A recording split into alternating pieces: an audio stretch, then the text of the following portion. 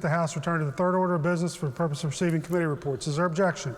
Chair hears none. Reports of standing committees. Your Committee on Government Organization has had under consideration House Bill 106 relating generally to the furlough of public employees during declared fiscal emergency. Reports the same back with amendment with the recommendation that it do pass as amended and that it be referred to the Committee on Judiciary. Report be received and the bill be referred to the Committee on the Judiciary. Bills introduced. House Bill 107 relating generally to the Tax Reform Act of 2017. House Bill 108 increasing the funding for the State Road Fund, and House Bill 109 making medical cannabis subject to the Consumer Sales and Service Tax. Each of the bills referred to be referred to the Committee on. These bills are introduced pursuant to Rule 92. Each of the bills so introduced will be referred to the Committee on Finance. Unfinished business. Bills on third reading. Bills on second reading. Bills on first reading. Leaves of absence. John for the 58th. Yes, thank you, Mr. Speaker. For our colleagues, Delegates Caputo, Hill, and Lewis. Without objection, leaves will be granted. Miscellaneous business. Gentleman from the 58th.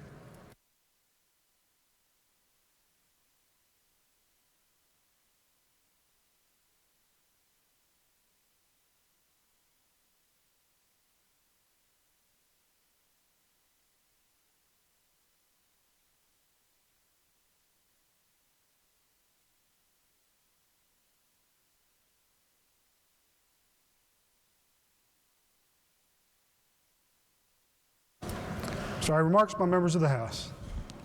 Lady from the 51st, Doug Fleischauer.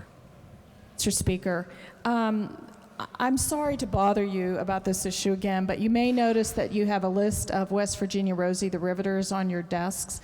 I've sent all of you an email, and I put another list on your desk about 10 days ago. That list only had the towns and their names, and this list has their addresses. The reason I'm bringing it to your attention today is because 2 of the women have died since this list was generated. There is going to be an event where our state will be honoring these Rosies, and there will be a press conference on Friday at 10 o'clock to which all of you are invited, and we would be delighted if you could attend. And then on the 25th, on Thursday night, 6 to 8, these ladies will all be receiving awards from our state.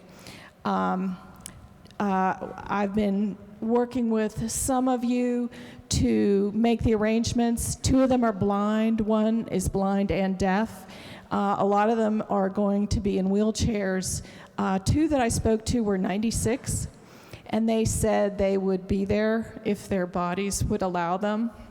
One of them told me that she had a friend who was in a hospital in Logan, and that she had every intention of coming unless she died first.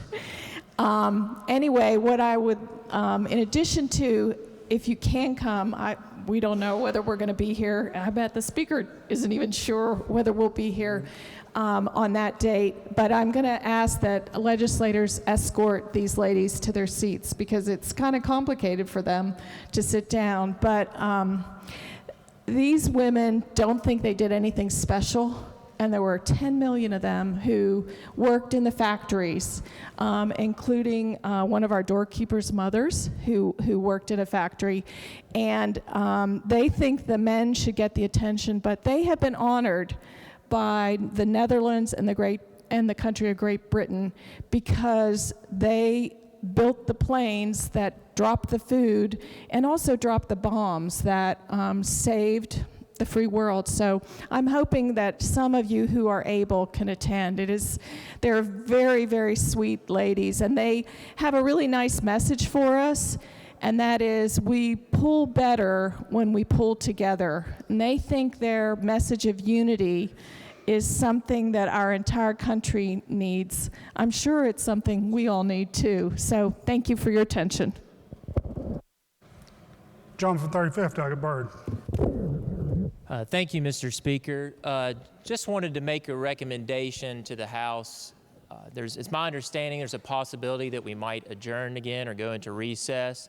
And I just would like the Finance Chair and the Speaker to possibly consider using Joint Rule 20, which basically means that you send all of us home, and the Finance Committee of the House and the Finance Committee of the Senate get together and work on the revenue measures and whatever else they need to, and send the rest of us home. Now, people ask, well, that means that the people on the Finance Committee might not get paid. Well, we can take care of that when we come back, when there's a deal, because nothing's going to get through unless the House and the Senate agree on it. But we can take care of their pay with a concurrent resolution when we get back. So I just asked the Speaker and the Finance Chair to consider that and talk to the Senate, because I've talked to a few members over there. They kind of like the idea. And before we recess, I just asked that the House Speaker and Finance Chair consider that. So appreciate the time. Further remarks by members? Miscellaneous business. Gentleman for the 58th.